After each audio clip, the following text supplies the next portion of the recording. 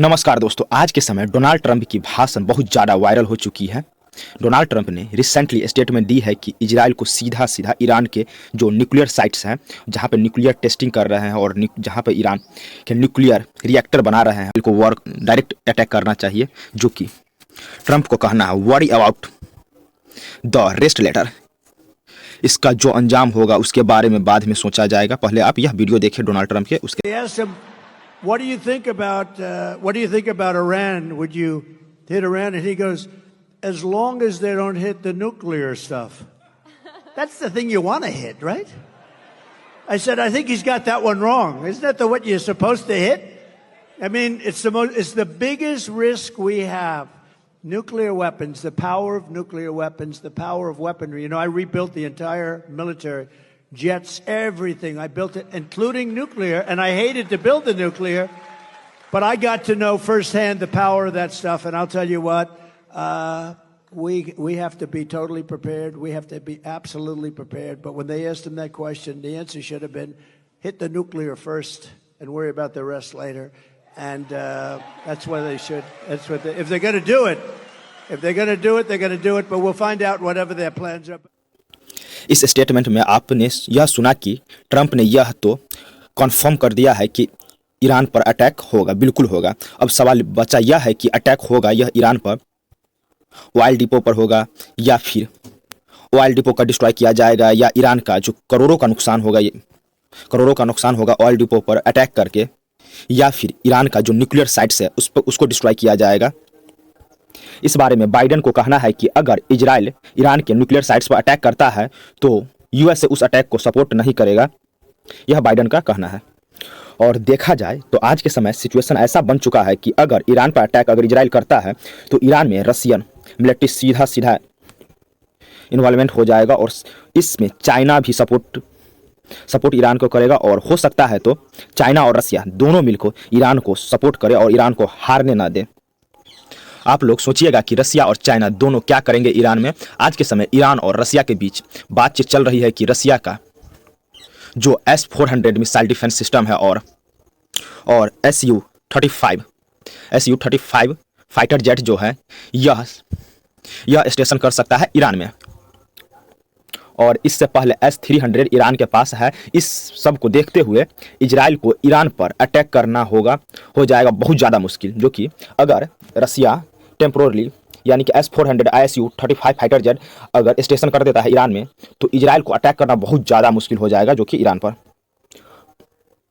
और इसलिए बाइडेन ने अब यह भी बोलना शुरू कर दिया है कि ईरान के ऑयल फील्ड पर भी हम डिस्ट्रॉय ना करें। इससे पहले बाइडेन कहते थे कि हम ईरान के ऑयल डिपो पर अटैक करेंगे और उसे डिस्ट्रॉय करेंगे, लेकिन अब यह भी बोलना शुरू कर दिया है कि अब हम ईरान के ऑयल डिपो पर भी अटैक ना करेंगे।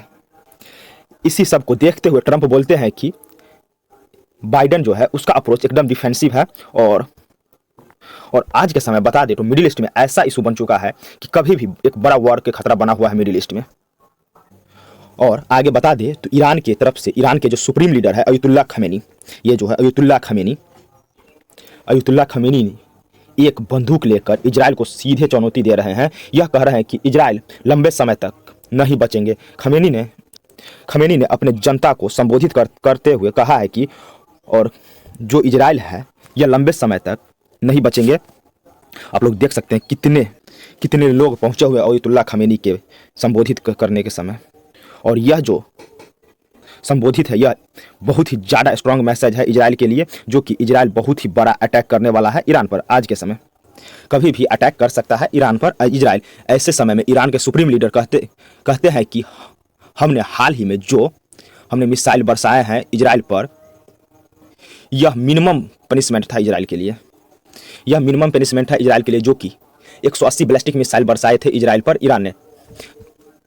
और ये बात भी सही है जो कि इजराइल में एक भी व्यक्ति को मौत नहीं हुआ, एक भी व्यक्ति नहीं मारा गया। ईरान के सुप्रीम लीडर कह रहे हैं कि इससे भी बहुत ज़्यादा हम कर सकते हैं। आप सोचिएगा कि ईरान के सुप्रीम लीडर खमेनी ऐसा क्यों कर रहे हैं। इस सब को लेकर इजराइल ने कहा था कि खमेनी डर चुके हैं, खमेनी किसी बंकर में जाके छुप चुके हैं, क्योंकि एक हिजबुल्लाह के लीडर को मार दिया गया, हमास का लीडर जो है उसे भी मार दिया गया ईरान में। खमेनी पर भी अटैक हो सकता था। इसी को लेकर इजराइल ने खमेनी को बोला था कि खमेनी डर चुका है और वह किसी बंकर में जाकर जा छुपा है। इसी को लेकर खमेनी ने अपने जनता को संबोधित किया तेहरान में और बोला इस नक्शा से इजराइल को मिटा देंगे। इसी को लेकर यहाँ पर खमेनी ने जो भी इजराइल का 5th जनरेशन वॉरफेयर है इसका जवाब दिया है। खमेनी ने सबके सामने आकर बंदूक पकड़ के हम उसका जवाब देने के लिए तैयार है। इस सब को लेकर ईरान ने एक वीडियो भी रिलीज किया है जो कि इजराइल पर अटैक की है और ऑपरेशन ट्रू प्रॉमिस ट्रू जो कि इससे पहले अटैक किया था ईरान ने, उसका ऑपरेशन ट्रू प्रॉमिस था। और ये वाला जो अटैक हुआ है 180 बैलिस्टिक मिसाइल के साथ, उस ऑपरेशन का नाम था ऑपरेशन ट्रू प्रॉमिस ट्रू। इसमें ईरान ने दिखाया है कि इनका मिसाइल डिफेंस सिस्टम कैसा है और इनका मिसाइल डिफेंस सिस्टम कैसा काम करता है। पहले आप यह वीडियो देखें।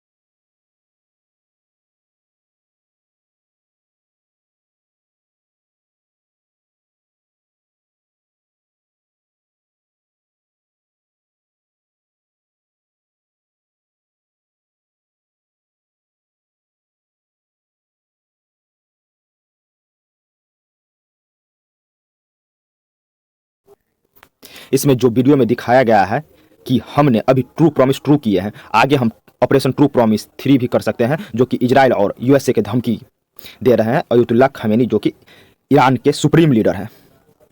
इस सब को लेकर खमेनी ने यह भी बोला है कि अक्टूबर 7 को जो हुआ था जिसमें 1200 इजरायली मारे गए और इसमें कई लोग अगवा भी कर लिया गया जो कि अभी भी हमास के होस्टेजेस बना हुआ है, आज भी हमास का होस्टेज बना हुआ है। उस अटैक को खमेनी ने कहा है कि वह जो अटैक था वो बिल्कुल सही था खमेनी के हिसाब से। और बहुत भी ऐसा देश है जो इस अटैक को, जैसे कि फ्रांस, यूएसए, यूके, बहुत ही ऐसा देश है जिसे टेररिस्ट अटैक कहा जाता है, आतंकी अटैक कहा जा रहा है। इस अटैक को खमेनी ने डिफेंस करते हुए कहा यह जो अटैक था यह बिल्कुल सही था।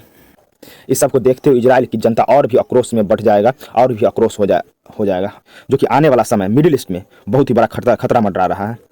आने वाला वक्त में कभी भी अटैक हो सकता है ईरान पे और इजराइल पे। मिडिल ईस्ट पूरा वॉर में जा चुका है।